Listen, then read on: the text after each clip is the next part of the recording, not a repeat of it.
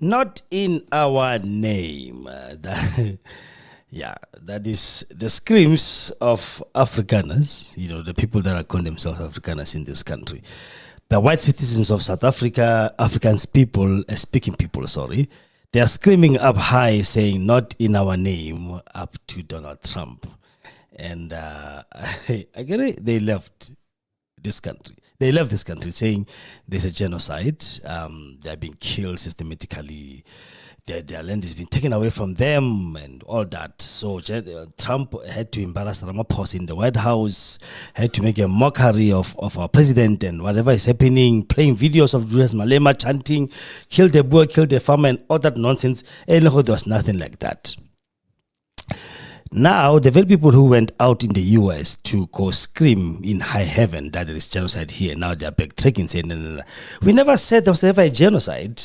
But we never said there was ever a genocide. We just wanted him to highlight what we were going through, the plight of Afrikaners, the killing of white farmers and all that nonsense. But they did go and say there was a genocide in this country. We heard them, we saw them. They said so, but no, there's genocide in South Africa. White people are being killed wherever you go on this country, in the streets, you just kill a white person. The way they portrayed our country, it's like we are just out there as blacks to kill them.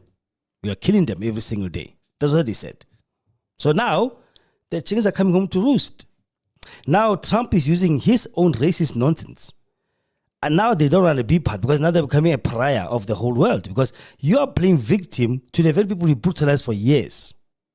Now, here you are, again, crying, saying this is genocide. And now, all of a sudden, Trump took that because you gave them those papers that he showed Ramaphosa. You gave him the video that showed those crows on the road. You gave him the video of Malema chanting, kill the bull, kill the farmer. You thought, I don't know, what did you think what was going to happen? Anyway, there's some who said, it's again, not in our name. That's not going to happen. Not in our name. And now the Afrikaners in this country are divided into two. There are those who support this notion of their victims, and there are those who are saying, actually, the people that you have made victims are the victims, which are black people like me. You know what? Yeah. So you're going to watch a video of an interview between Yaku Krokamp, is a professor from University of Northwest. I think it's in Poch, if I'm not mistaken. Poch or Mafikeng, but I think it's just Poch because they never mentioned where exactly. It's just said professor from University of Northwest and, our very own NS Roots. Yeah. The former CEO of AfriForum, the one who's still on the streets now, running around the US, telling people how much of white people are being killed in this country. Hey, there must be I don't know what this boy is trying to achieve or what does he think he will achieve, but whatever he says he will achieve, we don't know. Anyway, welcome again, guys, to the channel. Thank you so much for taking your time and your data to go with us to come speak to us today on the Kgosi live show, coming to you live on www.kgosiefm.co.za and recorded live in Kgosi FM studios. As you can see in my background there, Kgosi FM. And then the host of this whole thing is Kgosi TV. That is our new channel, our new website. That's actually, it's going to be the same as YouTube is, the same as TikTok is, where you can be able to go, open up an account, and then you upload your videos as you like. The same as it's another social media platform that is not censored, that is very much free. So just go and say www.kgosietv, one word, .co.za. You will find my homepage there, and then you can just register for free. You must be 18 years older, obviously, to register to have an account. Then you can be able to upload as much as you want. Yeah, 3-minute videos, but just 3 minutes TikTok again. Exactly. So, we are coming back just now after this advert, and then we continue with our show for today, because you're going to watch a video of an interview, as I said, between a professor from the University of Northwest and our very own NS Roots arguing. Now, what people are fighting each other. Just sit there and take out the popcorn and watch and say, yeah, go ahead. We'll be back after this. This show is brought to you by Segongane Medical Services and Clinic. They are a private clinic situated in number 70 Kgosi in Westview, Danville. They specialize on the following: primary health care, ailment diagnosis and treatment, including medication, wound care, family planning, well baby clinic, basic ultrasound, laboratory blood services, treatment of chronic illnesses, treatment and management of patients on ARVs, wellness screening, antenatal clinic, HIV services and counseling. They have a pharmacy on site and they are doing CCMDD services as well, OHS clinic, circumcision clinic and abortion services.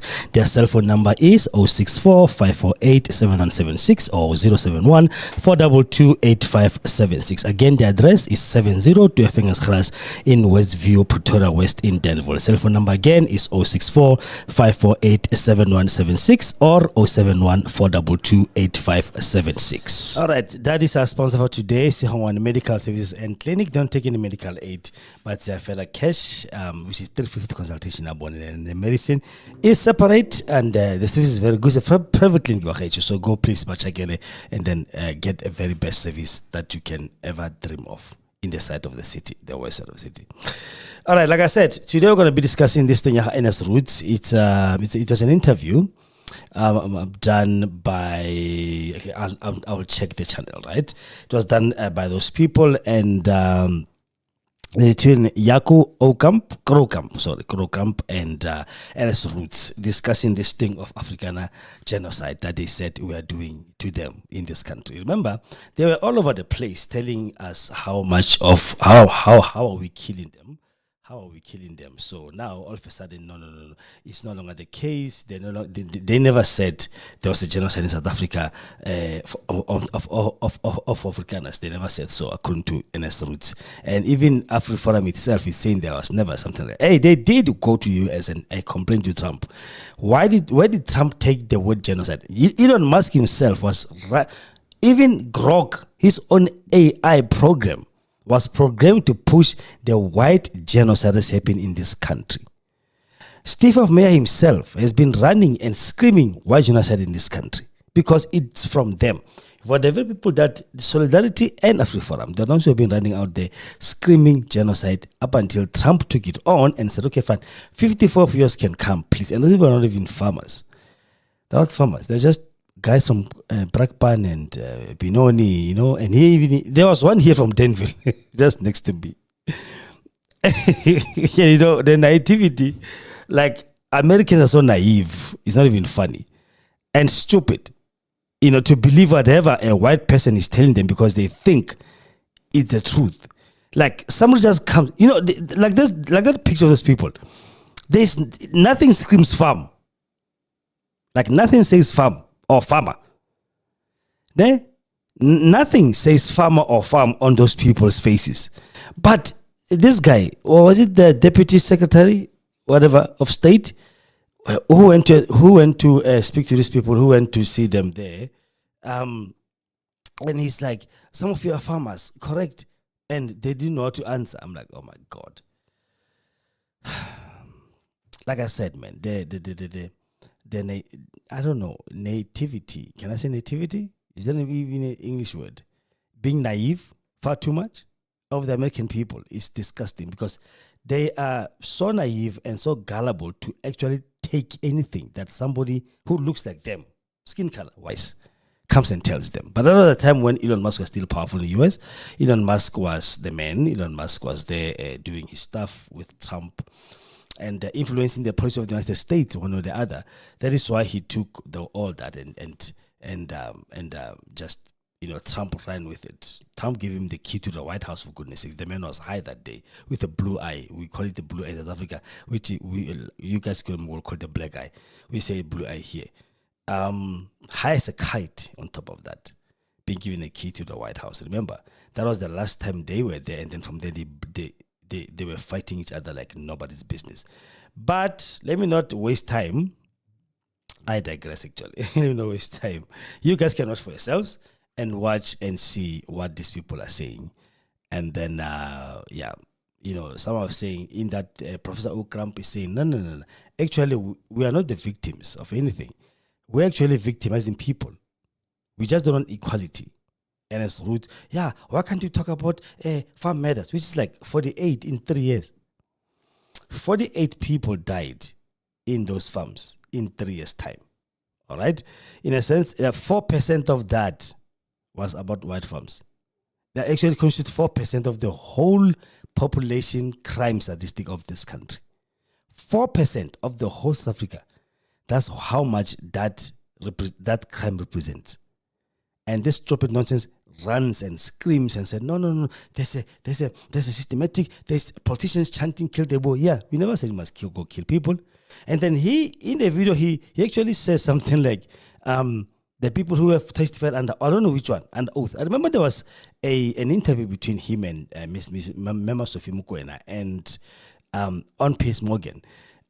They challenged him to prove and show which one really said, "I was driven by the Kill the Boer song to go murder a white farmer." He couldn't do that. But he still positioned the same thing, because white people think that if they lie to themselves, they can simply lie, and the whole world will just take it anyway because they are white. Sometimes being a white person and having privilege, it's not something which you should be proud of. It's something you should be ashamed of, because you think your privilege will buy you anything in this earth. Whereas some people are not dumb enough. Some people are just actually woke to say, no. Just because your skin is pink, it does not mean that you are right, or you are correct, or you are the best that ever happened to us in this world.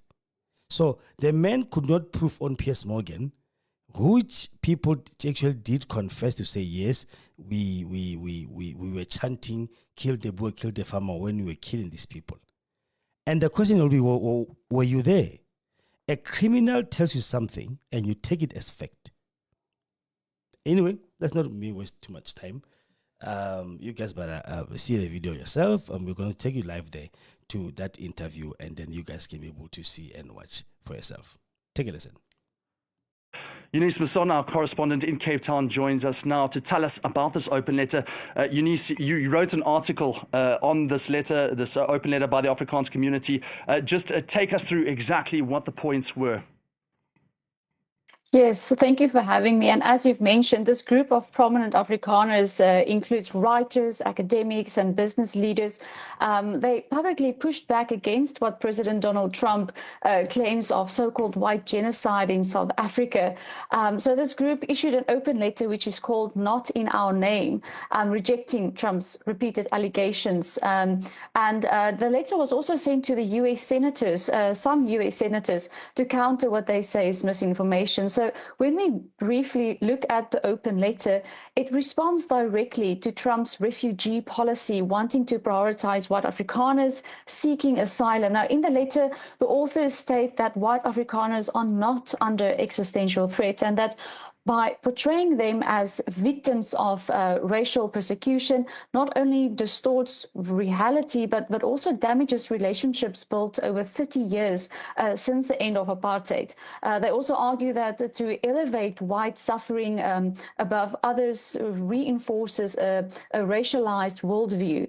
And the letter's publication exposed a deep internal divisions within the Afrikaner community in itself, between the left-leaning commentators who have welcomed it, but also the right-leaning groups, particularly AfriForum and Solidarity, who have criticized it strongly, saying that the authors, many of whom are academics, are out of touch with the lived experience of South Africans. Now, keep in mind, AfriForum and Solidarity have for years now already been lobbying in the US against racial and land reform laws and also farm attacks in South Africa. Now, just to balance the article, we've also tried to understand why some South Africans would seek asylum. And we spoke to a refugee family who have relocated in late August. And according to the refugee, they feel safer in the US than in South Africa. And also their members of the family, 3 members of the family, have been victims of a farm attack.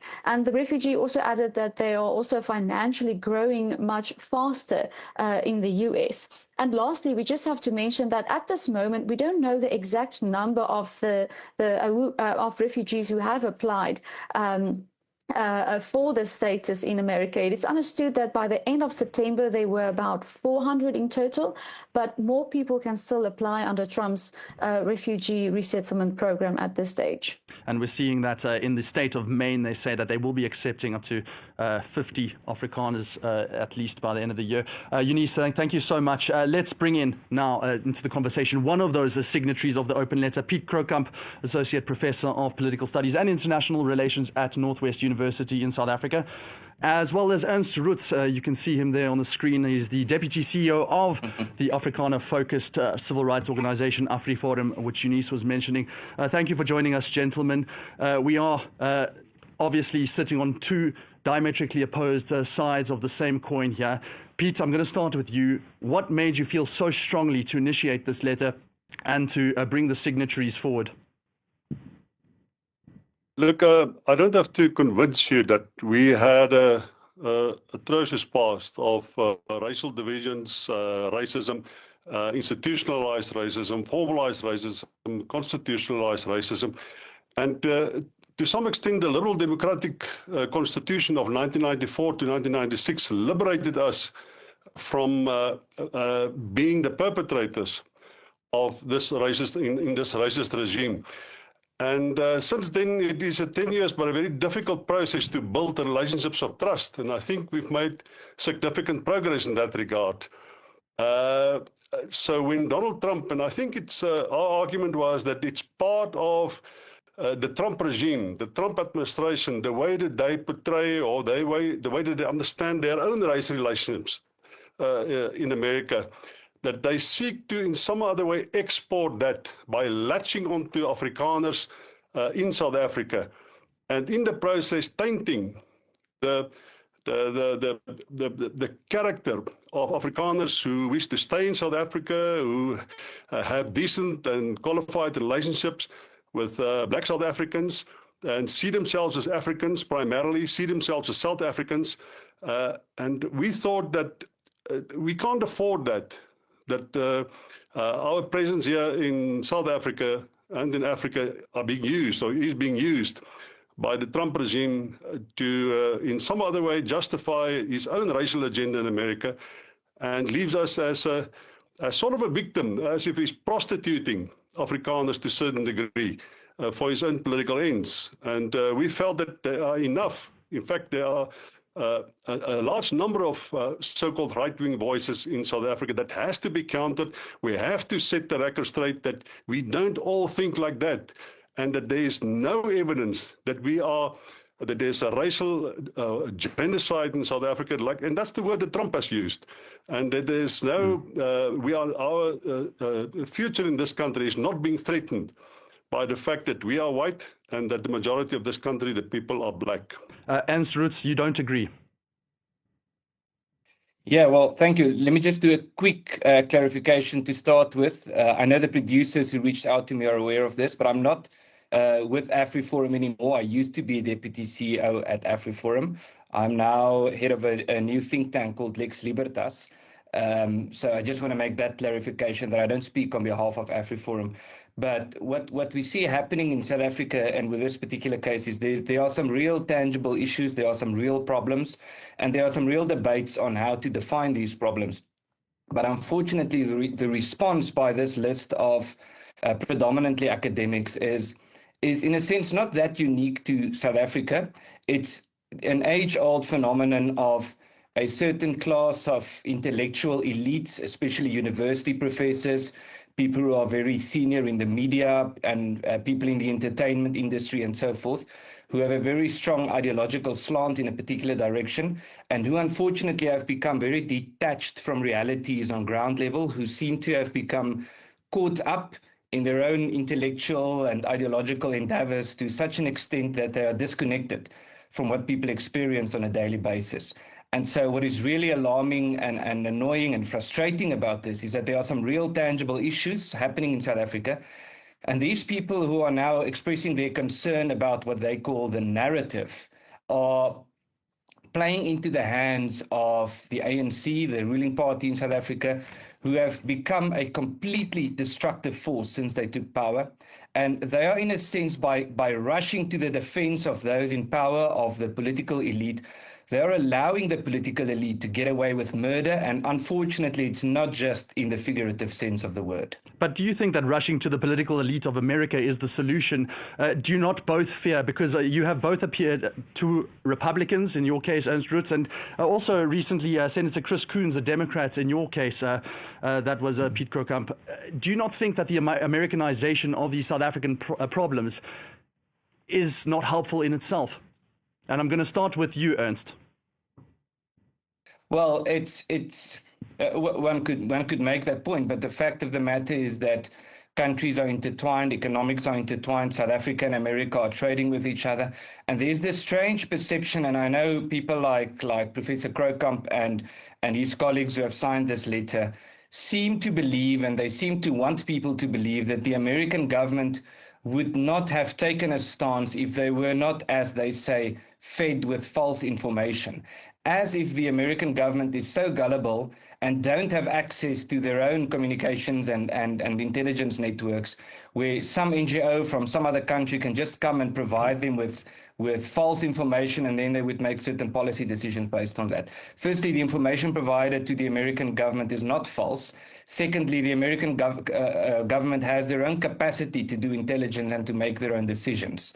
And so, but economics and politics, unfortunately, are intertwined, and there are some important reasons why it is also in the interest of America to have some form of stability in South Africa. So even if no one were to rush to the American elites, as you say, the American government would still have taken a stance about this. But that's despite the fact that Donald Trump himself, at that meeting with Cyril Ramaphosa, we saw that in the pictures, still projected false information about farm murders. It's not to say that there isn't some underlying truths to it, but what he projected was false. Let me just go back to no, that's a bit Pete disingenuous Krokamp. to put it like that. Pete, in terms of what Ernst is saying, what is your response? Who actually represents the Afrikaner society? Is it yourself as an academic, or is it Ernst Roots, an activist? I don't think any of us claim to represent Afrikaner society, but maybe I just should put one thing straight. AfriForum themselves deny Donald Trump's argument that there is white genocide in South Africa. So if Donald Trump's information was as credible as Ernst Roots seems to imply, he would not have disagreed with AfriForum, who says there is no white genocide in South Africa. So clearly Donald Trump is wrong in terms of what everybody else, me, us, as well as AfriForum, saying the right-wing groups in South Africa are saying. So his information can't be that credible in the first place. The second place is the argument that we are isolated and we are uninformed. Less than 1% of the more than 1,000 people that signed the letter are academics and people of media. It's not true. I myself have made 2 series of 26 documentaries on agriculture in South Africa, the farming community, which is the main concern of Roots. I have farmed myself for 14 years. Max de Pre, the other signatory, which originated the letter, he himself farmed for more than 10 years in South Africa. So we're not in some other way isolated from the realities of South Africa. And I have written extensively on crime in South Africa. I've done extensive research on violence in South Africa. We are well-informed people. We're not idiots. We're not left-wing. I think you initially said we are left-wing. There's no evidence that we are left-wing. In fact, we're pragmatists, we're constitutionalists, we're people who believe in a democracy. We're not left-wing in any way. We're not any ideology. So I think Ernst got his facts wrong, and he persists with that. By the way, Ernst has deep roots in Urania. And his past are rooted in Urania. Urania is a white enclave which seeks for a self-proclamation of their identity in a very specific area, the Afrikaners and the whites. That is somebody with an agenda. So if I can return to the idea of Donald Trump, of course Trump doesn't know what's going on in South Africa because he gets his facts wrong. And even the people who disagree with us about this letter will agree with us that he is wrong on that fact that there is no genocide, white genocide in South Africa. It seems like it's only Roots. Maybe we should ask Aaron Roots, does he think that there is a white genocide in South Africa? And if he says yes, then he disagrees with everybody else in South Africa, because there's nobody that will agree with him on that. Ernst, would you like to respond to that? Otherwise, I can just ask you, is it helpful that Donald Trump thinks that there's a genocide in South Africa? And why hasn't anyone actually gone to him and said that this isn't happening? Well, I can tell you, I'm very convinced that I've done more than probably anyone else in South Africa to explain why it's not accurate to describe what is happening in South Africa as a genocide. I've even written a book on the topic of farm murders with a chapter dedicated to explaining why it's not genocide. But the issue here is that there are many things that have been said about South Africa. And yes, some things are accurate descriptions and some things aren't. But if a person raises a list of things about some serious concerns about the country, and one of the conclusions is debatable, one cannot make the conclusion that the entire bundle of concerns has to be addressed or rejected instead. So what we see here is that people like Piet Kroukamp and his colleagues have this strange obsession with genocide, and they keep talking about how the American government are spreading lies about genocide and so forth, when the American government have said a lot of things. They have said that they are concerned about the race laws in South Africa. They have said that they are concerned about the farm murders. They are concerned about the threats to property rights. They are concerned about all these things, the persecution of minorities, for which there's tangible evidence. But all of these real, tangible, real issues for which there is an abundance of evidence is just brushed under the table. It's swept aside with merely a response saying that there is not a genocide in South Africa. But Ernst, don't you think, Ernst, if I may, Ernst, don't you think that language matters in that case? Well, absolutely, language matters. I'm not sure why you would suggest that I don't think that language matters. Obviously, again, maybe you can help me understand why you think I would be under the impression that it doesn't matter.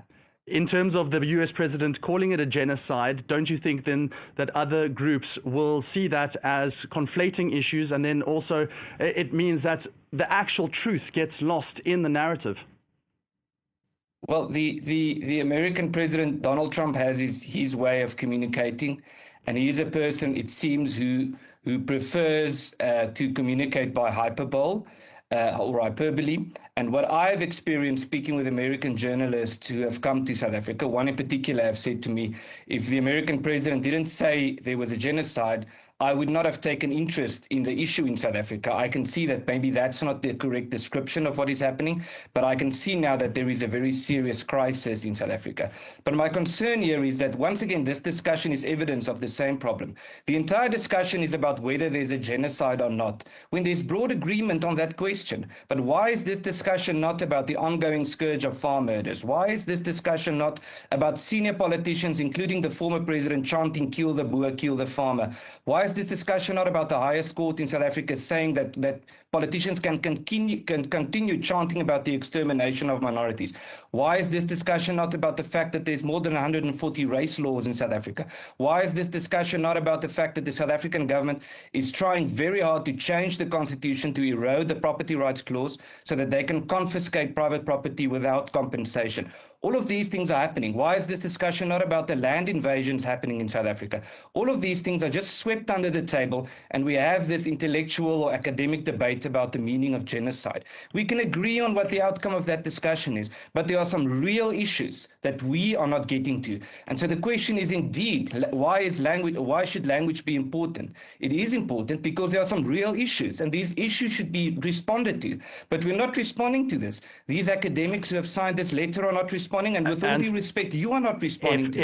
If I may just again interject, just in terms of the farm murders, the Institute of Security Studies said that there were 49 murders between 2023 and 2024 in farms. That constituted 0.2% of murders nationwide. Pete, why do you think that farm murders are taking such a strong element of this? And on the flip side, is there a sincere worry? Is there actually cause for what Ernst is saying? I mean, this can't all be wrong, can it?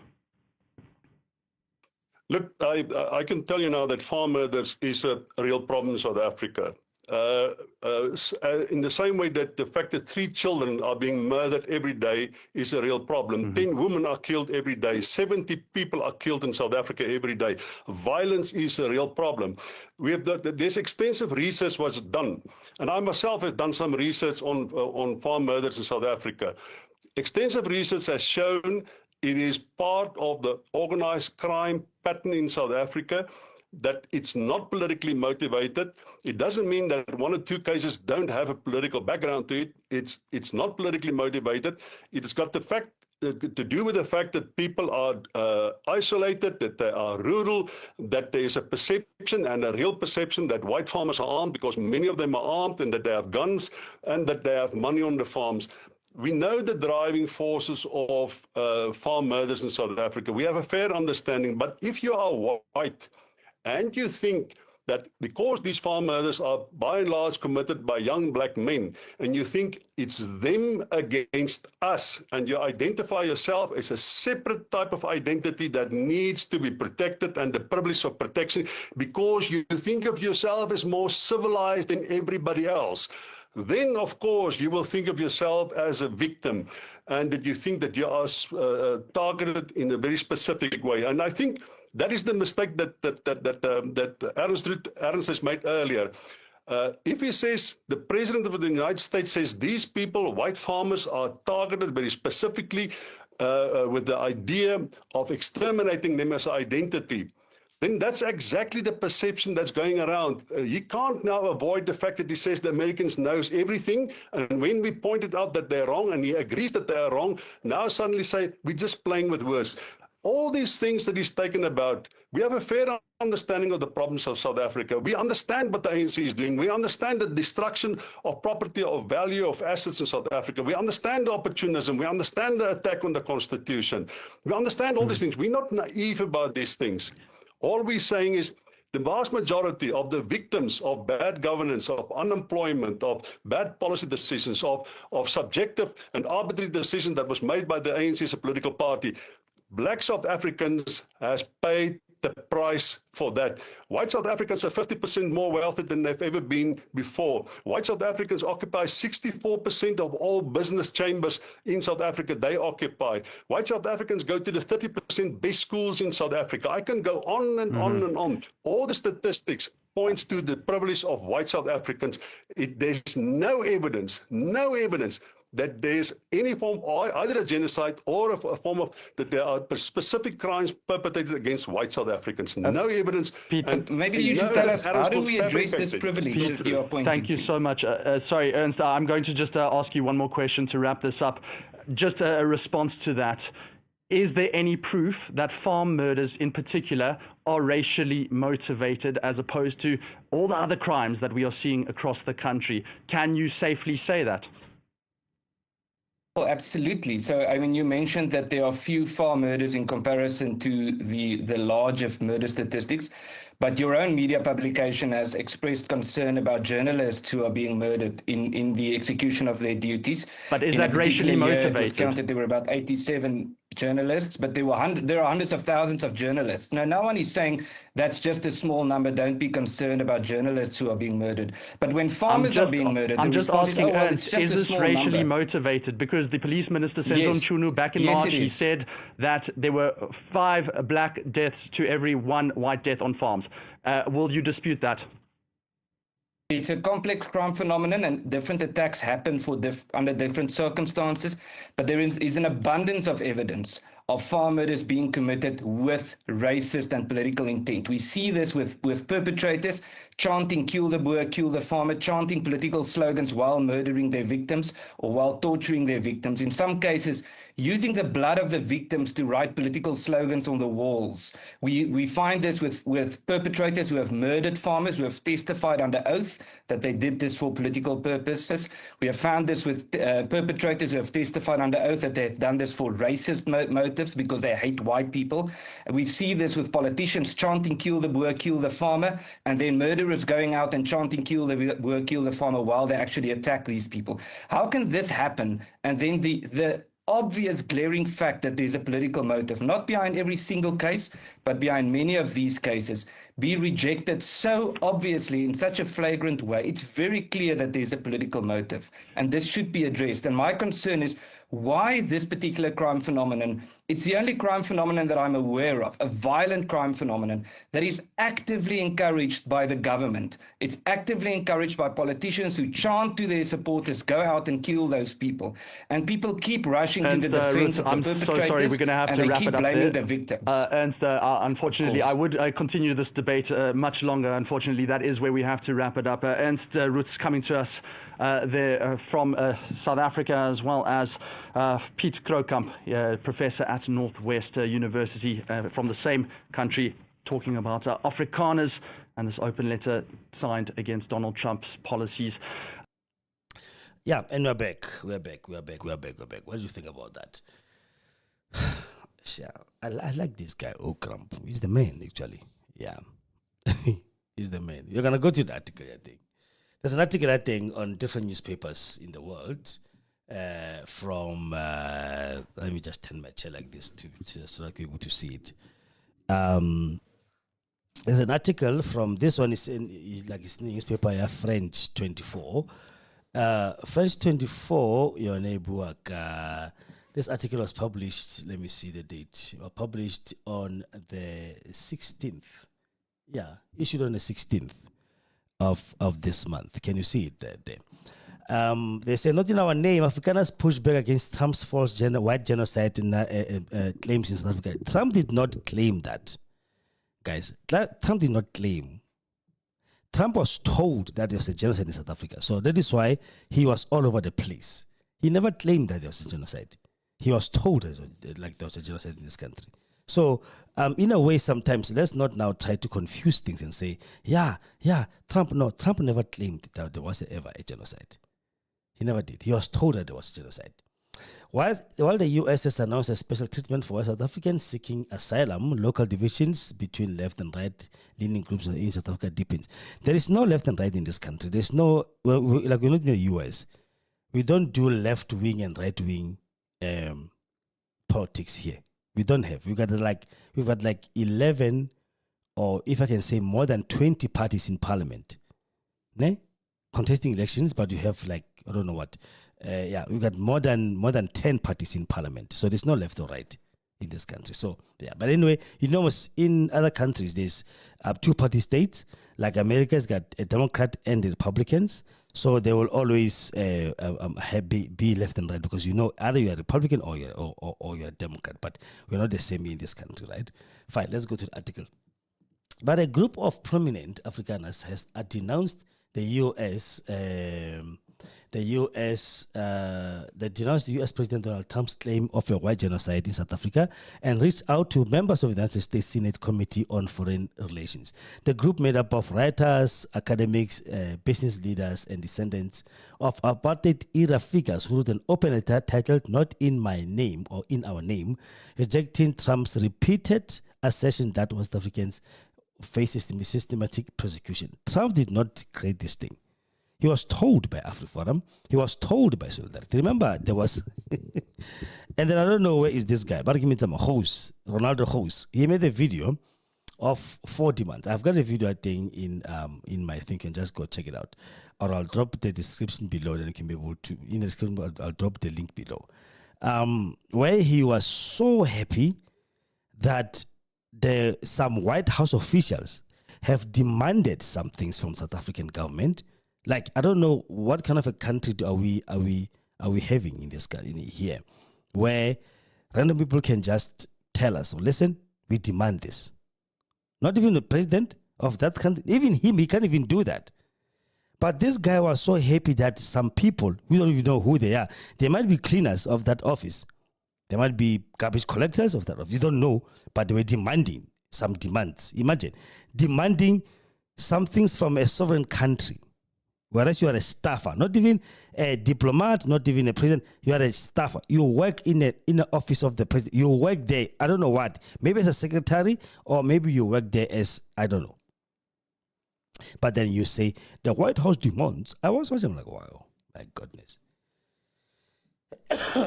Excuse me. Yeah, sorry about that. All right. They argue that West Africans are not under any existential threat and urge the international community to challenge Trump's misinformation. Yeah, they're not. They are still the most richest people in this country. Just that some people don't know. I made a video debunking Matt Walsh's claims as well. This guy has never been here. For him, it doesn't make any difference. So that what people must be up there, regardless of whatever they're doing to other people. It's fine. So according to him, they are justified. It's okay. But it's not. So, they are not, they don't face any threat. These people are living their life in this country. They are thriving, they are rich, they've got land, they've got everything which they took from us and never let us have. So I don't understand when they say they are facing that, because 2-3 farmers are killed in a month because of crime.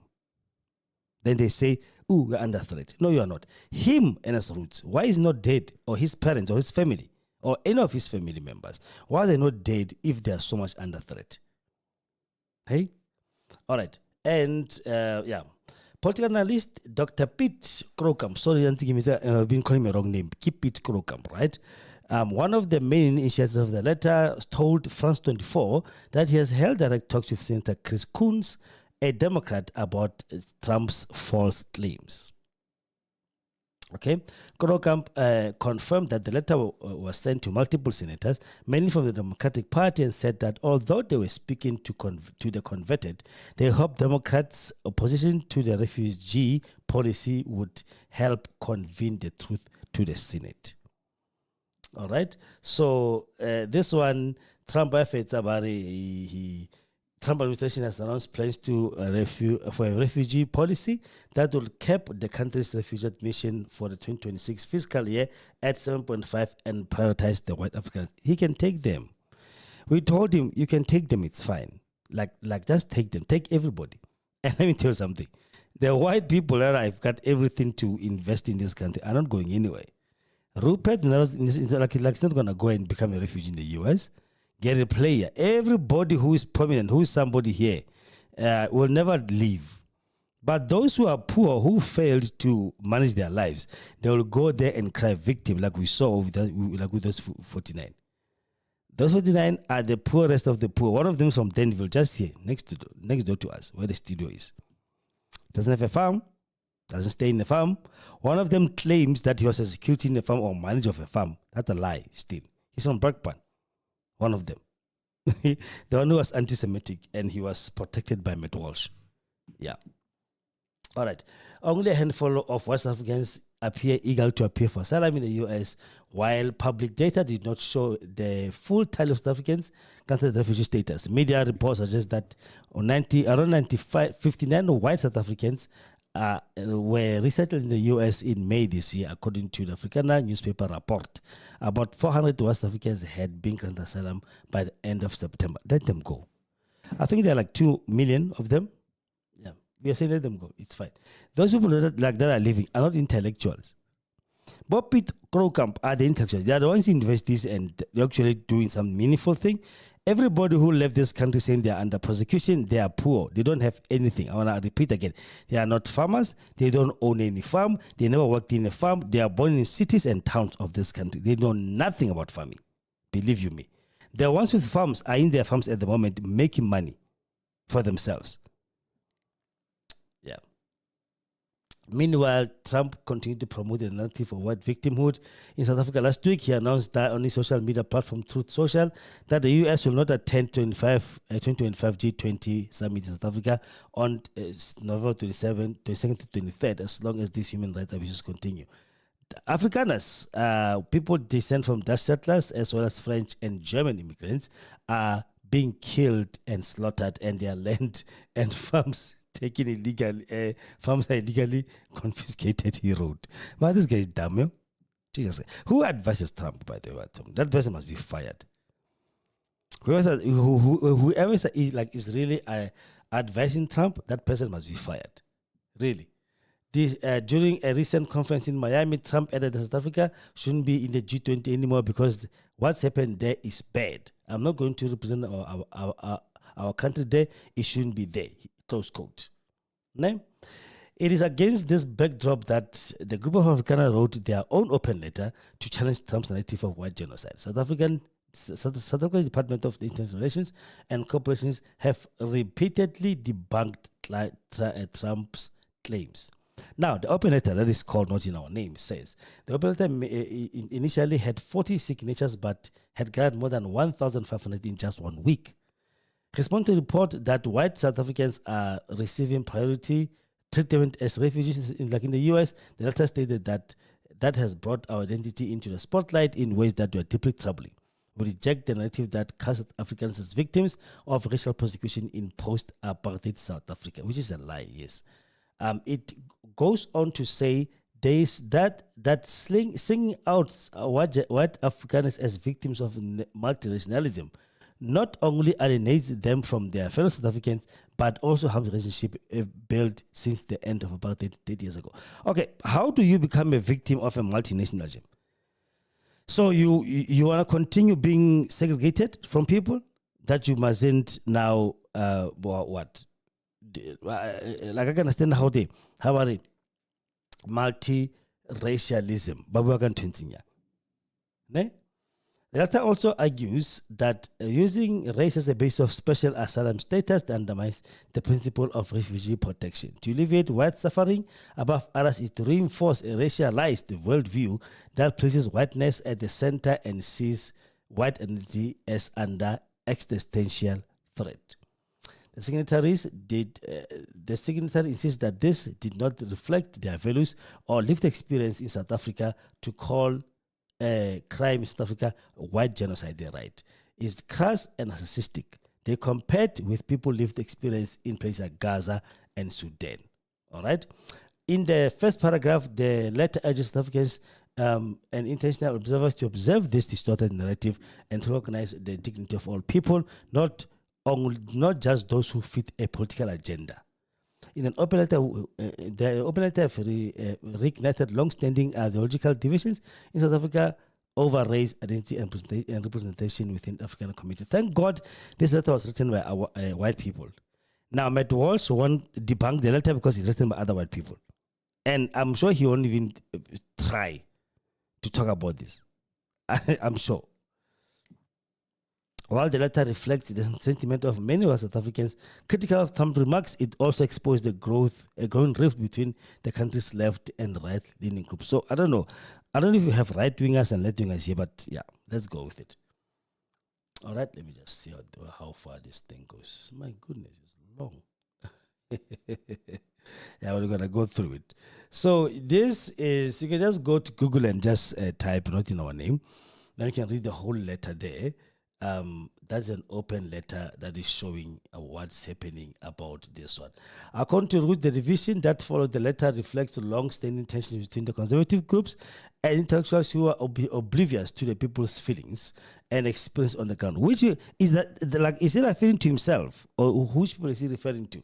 The letter authors argue that portraying Africans as victims of racial persecution, as some U.S. conservatives and local lobby groups have done, feeding into the far-right great replacement theory and echoes campaigns as Make Afrikaners Great Again, a local variation of Trump's Make America Great Again slogan. Imagine the very people who had their boots on our necks, who perpetuated segregation and apartheid, are saying we must make them great again. Corey, that time when they were making the miserable people of this country, black people, lives miserable, it was when they were great. Now they want that back. They want the privilege, they want the apartheid back, they want them to be as special people. They want us to be slaves to them like we were for years. So now because we are equal to them, now they're victim. Yeah, let me jump and say, let me jump and I come to no single organization has a clear, legitimate mandate to speak on behalf of all Afrikaners, Delta states. Afrikaners like us who trace our South African roots to the 17th and 18th centuries chose to identify as members of an inclusive and diverse Afrikaans-speaking community. Then Ruth himself said, and I quote, "They are worried about criticism, but they themselves criticize." Adding to the letters author that quote, "do not understand their own people," and this explains why they are so shocked by the backlash they received. Just because the people don't fall for the narrative, because they thought maybe every white person will just say, oh, yes, that's it. Oh, we have been persecuted. Help us, Trump, please. I don't know, maybe they were expecting Trump to fly in with Air Force One and land in Tambo and just tell them, listen, come, every white person, leave your job, come, the US is open for you. Yeah. All right, there's other one. Speaking on anonymity on condition of anonymity, a refugee who left South Africa for the US in late August told France 24 that she and her family did not disclose their refugee status to anyone, as some liberals here do not like refugees. Her family has been resettled in the southern part of the US, where she feels safer than in South Africa, although she was not personally affected by a farm attack. Her husband was victim of one. She added that her family is projecting financially much safer in the US, but that success requires a willingness to start with entry-level work, even after holding a professional position back in South Africa. Yeah, those are victims, man. Victims of white genocide, victims of, yeah. Those are our victims. Those are our victims in this country. White people have got the balls to sit there and talk this nonsense. And because some people are racist, they don't want to listen to the other side. They just take it like that. And because they think the color of their skin actually makes them more right and more privileged. That's why, they can just sit there and talk like that. You know what? But anyway, just for yourself, tell us what you think about what you just seen now. Both are fighting each other now in this country, both left and right, according to what the article is saying. Yeah. But then, as you've seen the video as well, there's another left and right person. And as Ruti is just a kid, man. Doesn't know nothing about apartheid. He's born in privilege. He's a little rich boy who doesn't know nothing about suffering of this country. He's a kid. He's younger than me. I'm definitely sure he's younger than me. He's still maybe in his 30s or maybe early 40s. No, not even 40s. In his 30s or 20s or going towards his 30s or in the middle, maybe 32 or 31. He's still a kid. He's a child. He knows nothing. He went to parliament, this boy, and insulted people. Everybody there was on him. An embarrassment. He went there to insult parliamentarians about how blind they are about the plight of what. I'm like, which plight? You yourself, you are rich. Children your age don't even have the money you have. They don't. Kids your age, black kids your age, do not have money you have, Ernest, or your connections, or your privilege. They don't. They wish they had. But then you talk about being a victim of what? We didn't take anything from you in 94. We promised that we're going to do this together as a Rainbow Nation. Tutu came Rainbow Nation. Mandela talks about reconciliation. We tried. We have tried our best. But you guys do not appreciate anything. You don't want anything to be done for people. You want things to be done for you. You, as you are so used to being the privileged and special ones. It's over. It's not going to happen again. Anyhow, yeah, thank you so much for taking your time and your data to come and speak to us today. So make up your mind. Tell me what you think. Look at the video below. Please, check the video and then you can comment below. And please share, like, subscribe, as this will help us to give you more content like this. So tell me what you think, honestly speaking. I don't care about what I don't filter my comments. So whatever comment comes, let it come. It's okay. Yeah, mate, because I know some people are going to comment like, the other one was saying, imagine an African telling Americans, I'm like, who the hell are Americans? They are immigrants. They are not even indigenous of that country. They are immigrants. They just went there. They stole the land. That's it. So guys, we'll talk to you later. Please comment below. Tell us what you think about this one. Ne? Bye.